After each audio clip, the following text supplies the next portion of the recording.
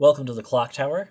I'm Brandon, here with Colton, and today for our Clock Talk, we wanted to look at a couple different pieces from that time I was reincarnated as a slime, coming out end of July.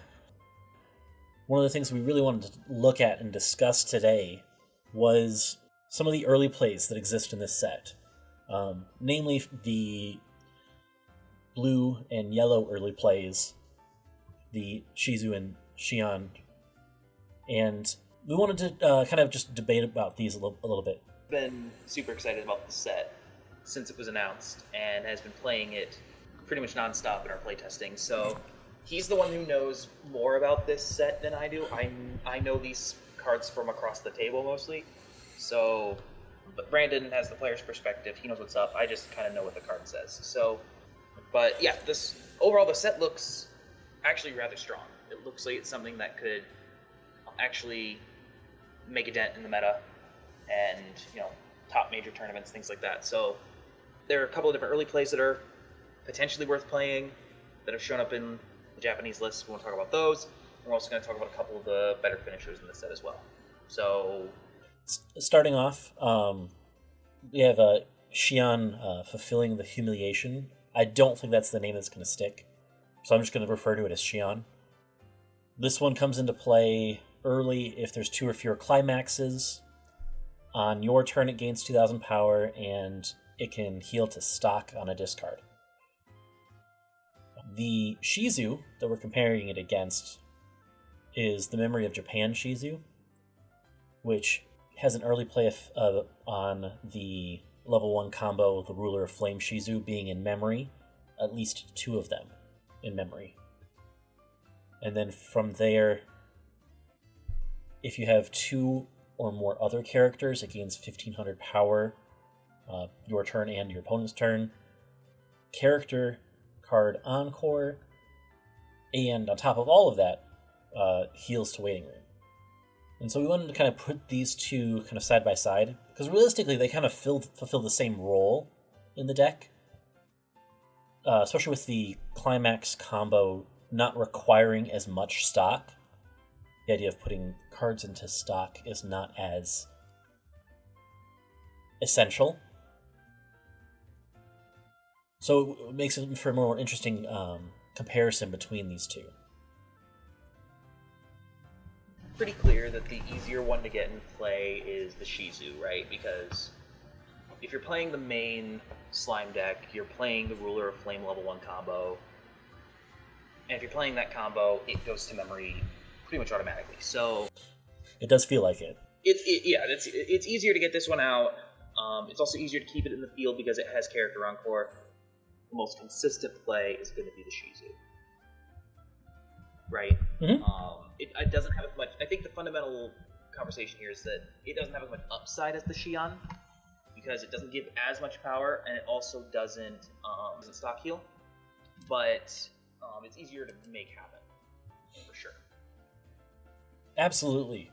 One of the other big things as well is going to be that power level on defense,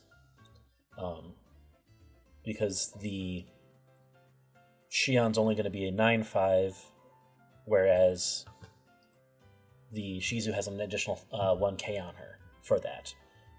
So it's really good. It's really an interesting thing to look at regarding matchups and board presence. What are you trying to do for this? What are you trying to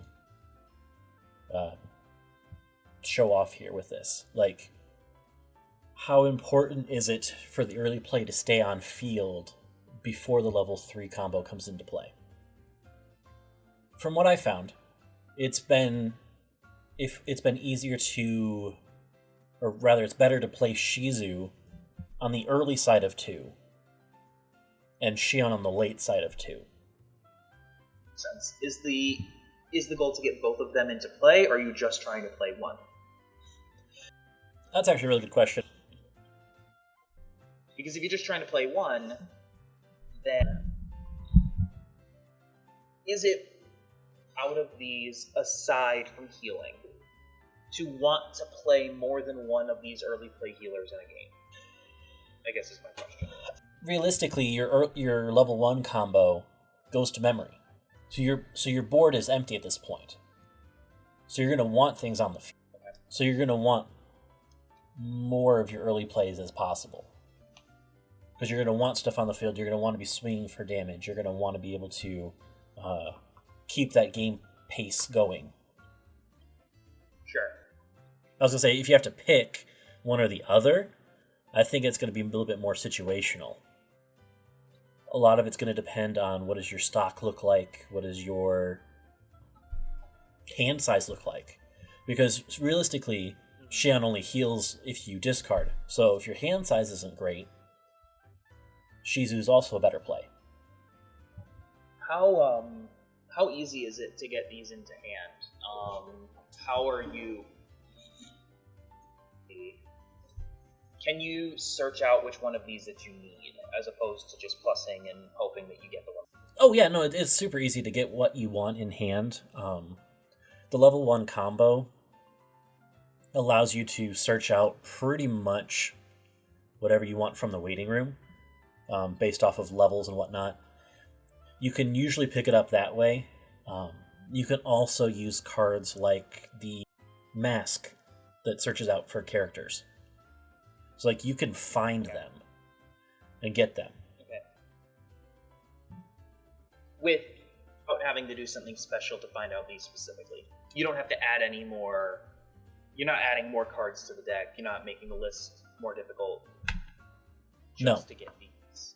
No. You can use what's already in the list to go get these. Okay. Because I know this is the list... The primary list for this is the one that topped trios in Japan last year.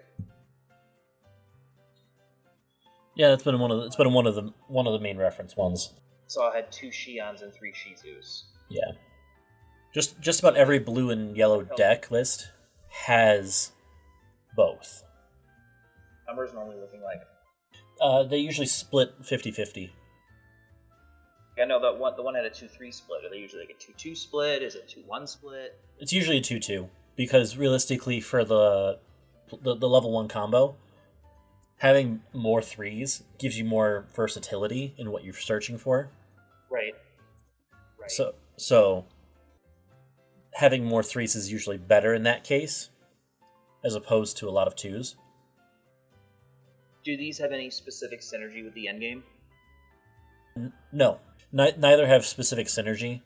It's just more of that intermediary stage between level 1 and level 3. Realistically, this is your heal level. This is we're trying to stave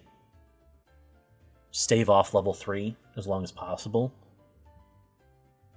And that's also another reason to run more of these early plays, is because if you have multiple turns at level 2, then you'll have the opportunity, you'll have the stock to potentially get more of these out anyway. For sure. Makes sense.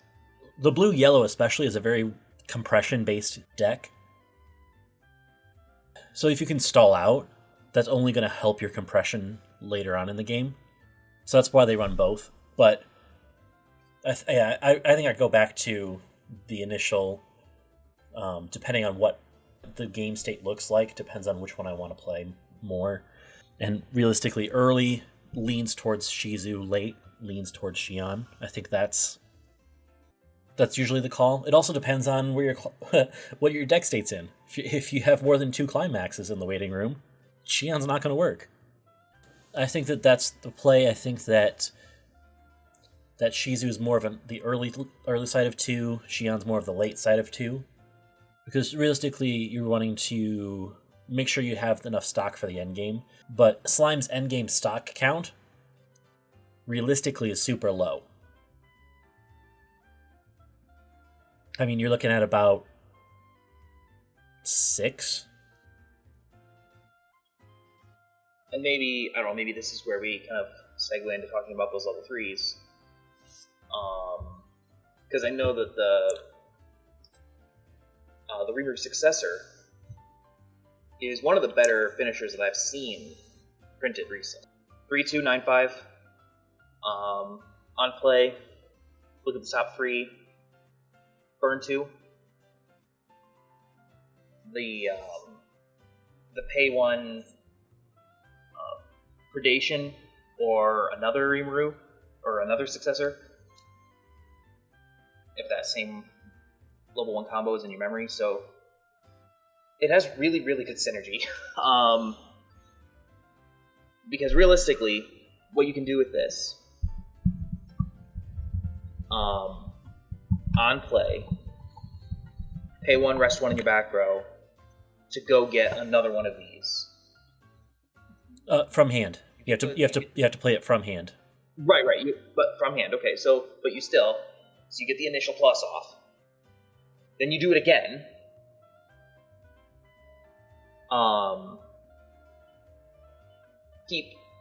And with the top check, you can top check into these, right? Mm-hmm. Or you can top check into your climax. Yep. Because it just says card. So this successive plussing effect just down the line. And you can do it twice. So realistically, if you can get, your 3 into hand, either through the on-play top check or have them in hand before, you get all 3 into the field for 4, is what's happening. You're paying 4 to get all 3 into the field, and then you're paying 2 for the climax combo. And I think this is where I think you want to keep saving stock where you can, because I want to burn 2 for 2 as often as possible in the end game. Mm-hmm. I would love to do this 3 times. And, with the 3 that you're attacking, right, you can, if you're paying 4 to fill the field with 3 of these, and then you're burning for 2, put another one into stock. So going down the line, you're paying out, 7 total, I think, in the turn? If you get to put it on stage via the Inherited Feelings Rimuru, do that combo to get it on field. That gets it on field for free. You pay over the course to fill the field 2 by resting 2 in the backfield. And then if you have 4 in stock, you can do the combo 3 times throughout the course because you gain the stock as you go. So if you have the combo to get it on field for free, you only need 6 stock. That's it. That's assuming that you're playing at level 2, though, right? No, that's just if you have the level 2 and the mask in hand. What I'm saying is that assumes that you're running Inherited Feelings Rimuru. Yes, that's if you're running Inherited Feelings Rimuru. If you're not, add 2 stock to that, so it'd make it a total of 8.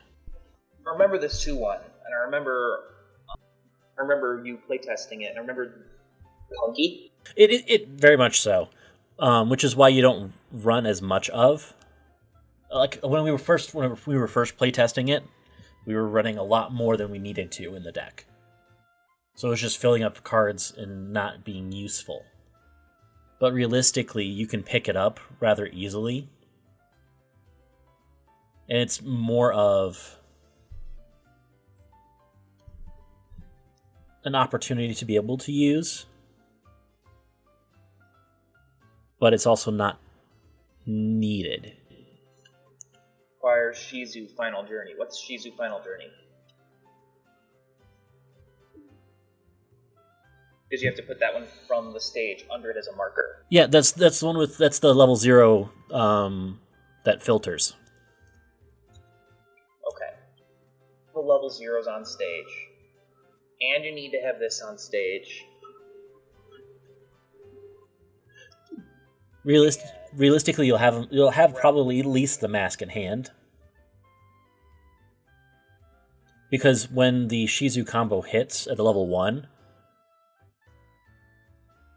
not every time you're able to get level 3s into hand. So you're going to be pulling stuff that are a little bit lower levels. That's what these are good. Those are good. That's what the good options are if you can't get to those ones. It's the mask and it's the level 2 combo there. As more of just if you can't get the pieces that you want, this lets you get the pieces you want for cheaper.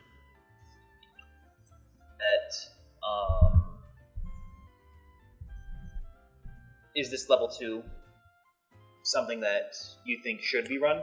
Like, I mean, on paper, it looks like brings in a level 3 for much less, right? It brings in that first successor. It does bring it in from the waiting room, so it doesn't get the on-play abilities, but it does get, you do get a successor into the field for 1 instead of 2. But are all these other steps?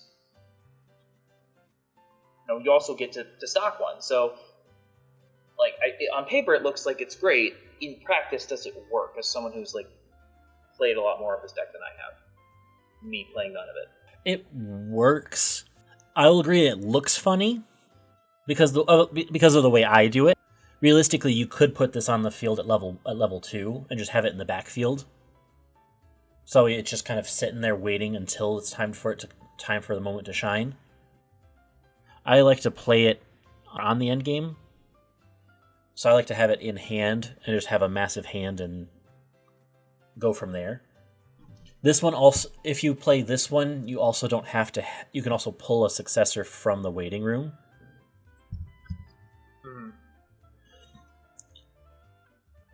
Cards into hand to save that stock. I'm wondering if you're going to end up paying that stock earlier in the game to get all these pieces in the hand, especially with like those 1/1 mask events that you talked about.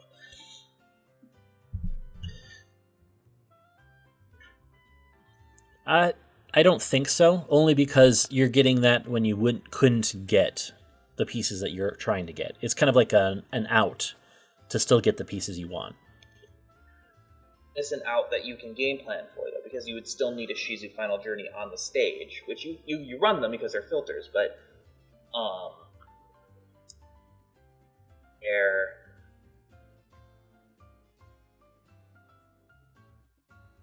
as an out, does it work, considering that you have to... There's other setup that goes into it. Like, normally when we talk about an out, it's something that, like, if your setup doesn't work, this gets you close enough.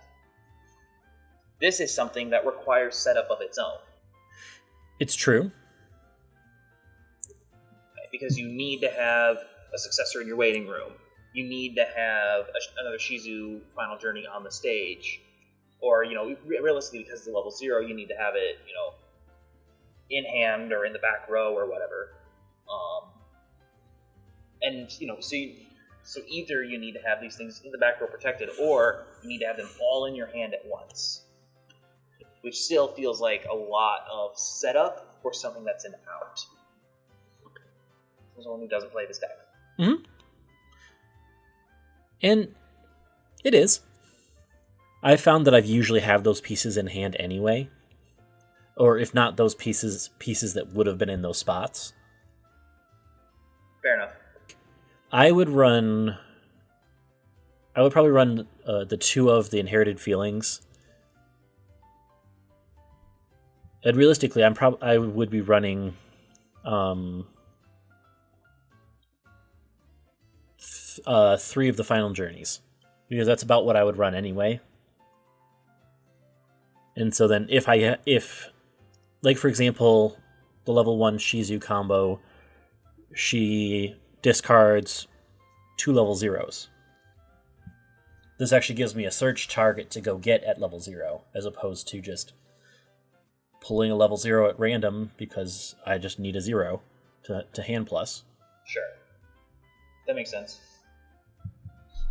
Or if I flip over 2 level 1s, I have a level 2 to go get that I can get and grab and hold into hand. If you flip this over, you can go get another one of these. That's why I run 2 of the Inherited Feelings. That's why I would run. I'd run 4 of the Successors because you want this. That's your end game. You want them on field. Yeah. And then I do also run 2 of the Predation Rimurus, which I don't think we've talk about this card a little bit. Yeah. This is the one that combos with this. It's the Recollection combo. You can go get this instead of going to get another successor. So, walk me through this card. It's a healer when placed on stage. heals to waiting room. It also utilizes the markers that would be collected underneath it through that other combo. Okay. Essentially, the two markers that you would have initially from the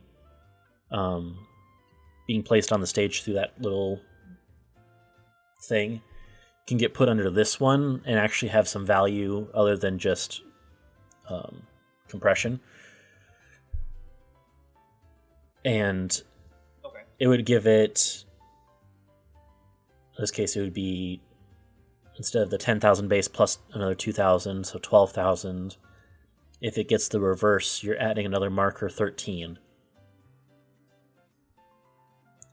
Not including anything in the back row or your backups. Sure. It's decent. So, like, it's an interesting card.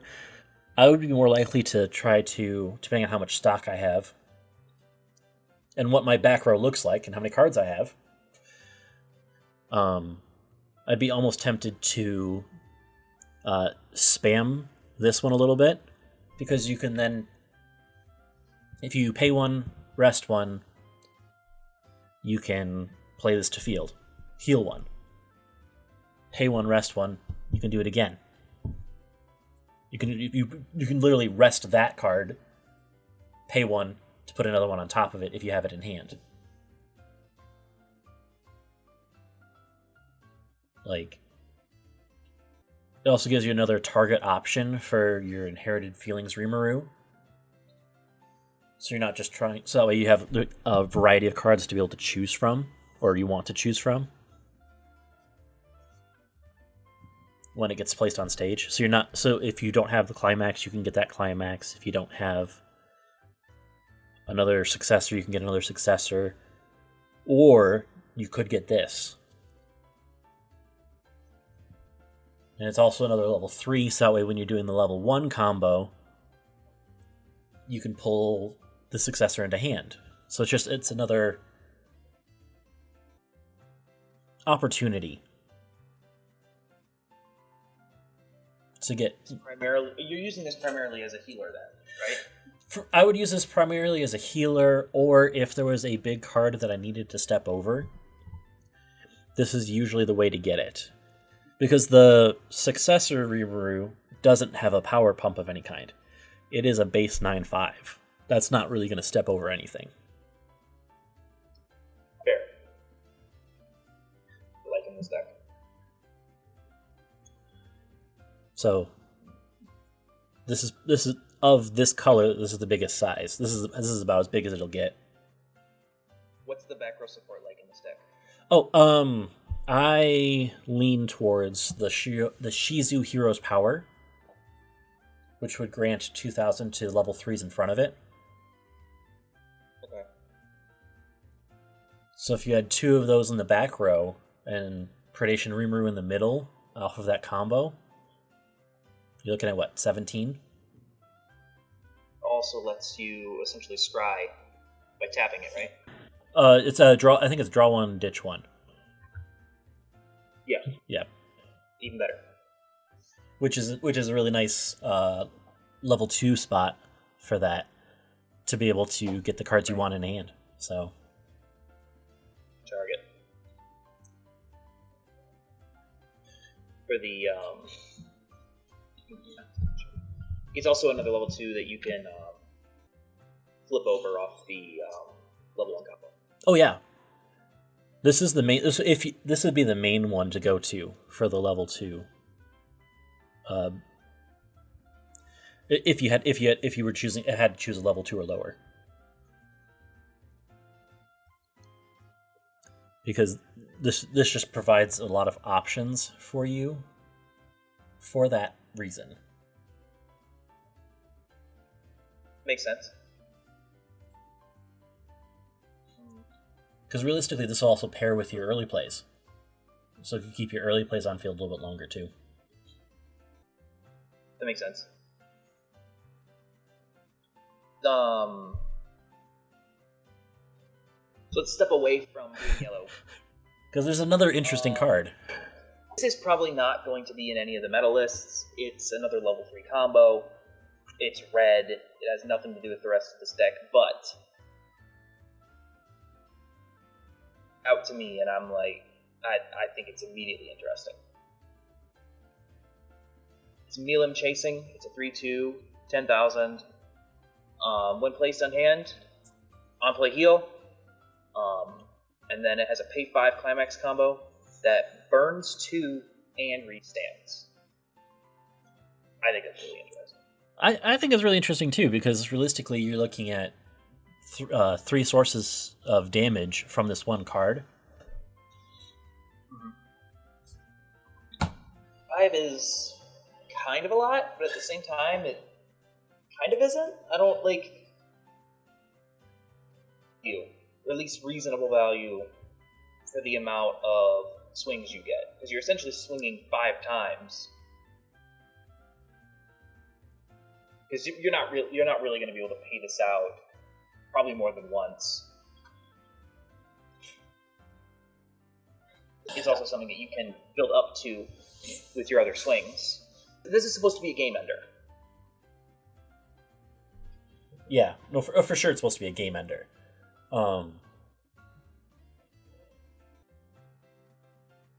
There's a lot of stock gen in Slime.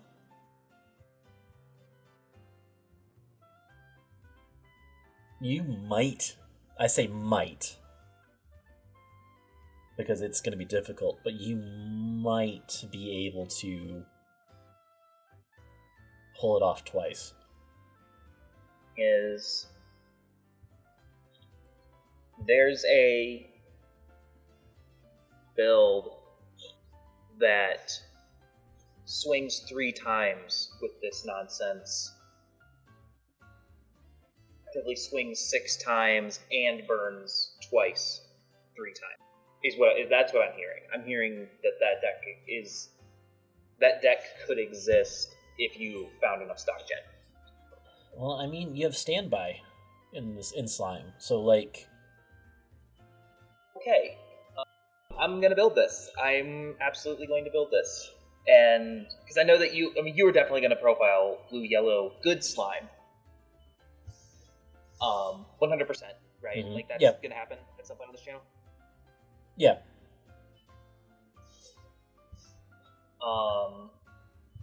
I will make Mimi red bad Slime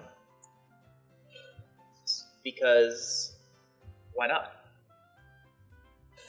I mean, there's lots of reasons why not, but Looking at this and I'm basically seeing pink-haired explosions. That's what I'm seeing. that's because that's what you want to see. You know how I feel about explosion decks. So yeah, this looks like some nonsense, and I do love me some nonsense in this game. It's very much nonsense. I'm just going to start off and end with it's very much nonsense. Yep. Well, let me build it so you don't have to. Dear listener.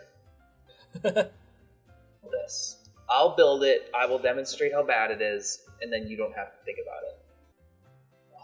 And shoot. Play Brandon's list. Brandon's list is going to be good. I'm just plugging that right now. Brandon's deck is going to be very good, and talking about how you think that Slime can make a real dent in this meta. And honestly, I agree with you. Like if you can get the right pieces together and make some, make the pieces synergize consistently, there's a lot of power here, and it can do a lot of things really effectively. So, like this, than I am of a lot of the other new stuff. Yeah, it's scary to play against. Get all the pieces together. You're not wrong, because like the pieces are there. What are the primary challenges? Like, what's the big thing that keeps this deck from consistent as you want? Like, are there good consistency pieces? Like, what is that? What does consistency look like with this deck? The blue yellow. now that we're going back to the deck that matters. Okay. Well, if we're going to go back to that deck, one of the big things that's important to do is to hit the level 1 combo. The level 1 combo is essential for the deck to do anything, really. So describe the level 1 real quick, because we've talked about the level 1 quite a bit, but I don't think we've ever actually necessarily described what it does. That's fair. So the ruler of flame, Shizu, 4K base. When combined with the climax, you mill top 2, put those levels together, and then you're able to salvage a character with that level or lower. So if you mill 2 level 3s, you're looking for level 6 or lower. Thankfully, all of your cards should do that. But you're looking for a specific character. You add it back to hand, and then it gains 2,000 power for the turn, so making it with the climax a 7K level 1. When it becomes reversed, this is the big thing, the key thing. Reveal the top of your library. If it's a character or a anti-demon mask, send it to memory. Here's where, aside from being an effective way to get pieces in the hand, etc., the deck is very, very dependent on this card being in memory. Do you think that is a potential weakness for this deck? Is this something where people are going to try to play around this? They will play. Do you think that people will intentionally play removal? And kind of intentionally try to make sure that, this is not getting just reversed? Or do you think people, do you think that the meta is going to prepare for this? I don't think you don't prepare for this, no. But are people going to try to avoid it? Occasionally. But they're going to spend more resources trying to deal with it than they would be if they just were playing their own version of the game. Because realistically, if you don't get rid of it, that allows the slime player to be able to do the combo again.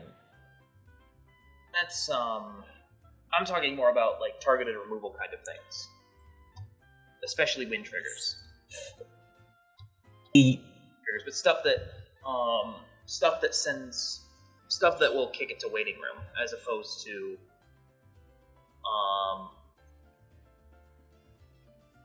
normal reversing. Maybe. I doubt it. Only because, realistically, of when it happens. I think that's going to be the big key of when that happens. It's too early in the game. Yeah. Yeah, that makes sense. Like, fair enough. Because realistically, your opponent's trying to get their level 1 combo off. Because just about every deck has a level 1 combo. They're focused on... anyway. Yeah.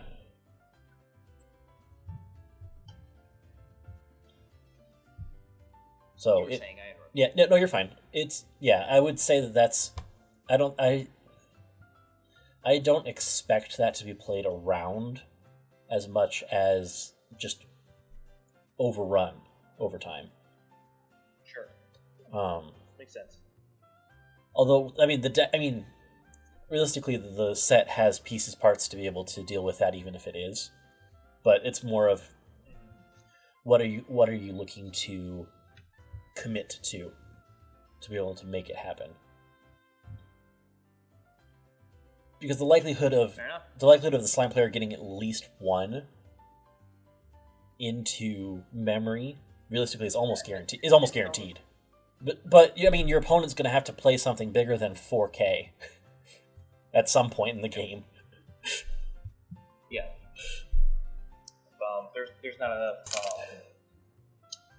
There's there's not enough stuff that just throws it in the waiting room at level 1. That makes sense. Not successfully. But yeah, is there anything else with this that you think we should talk about?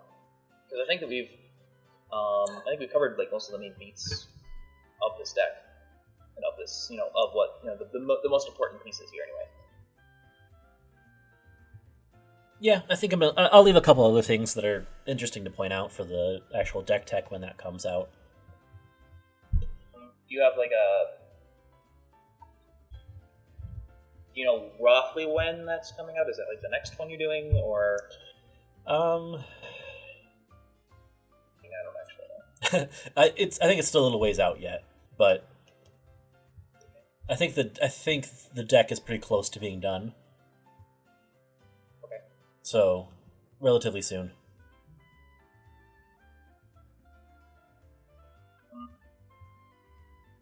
You can see that. You can see that when it comes out here on the channel. It'll be on one of Brandon's Tuesdays. In the meantime, we will have gameplay of Overlord and Fujimi Bunko on Thursday. Yes. So be on the lookout for that. Fujimi Bunko's coming out this week. So actually, I think either the day of or the day before it comes out, we'll actually have some Bunko gameplay and taking on the set that was just announced, Overlord or Nazarick, whatever. Tomb of Nazarick. Thanks for watching, and have a good one. See you next time.